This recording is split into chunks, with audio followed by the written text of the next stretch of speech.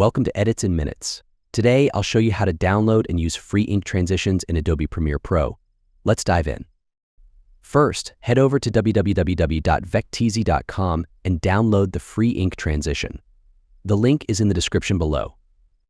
Once downloaded, import the ink transition clip into Adobe Premiere Pro by dragging it into the project panel.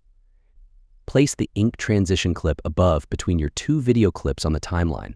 Select the ink transition clip, go to Effect Controls, and change the blend mode to screen for the best effect.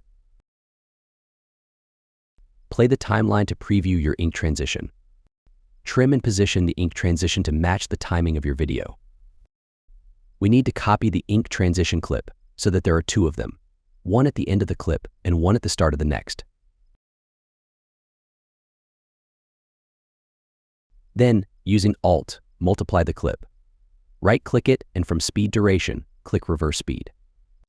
In addition, from Speed Duration, you can speed up or slow down the transition by changing the speed from 100% to 200% for both clips.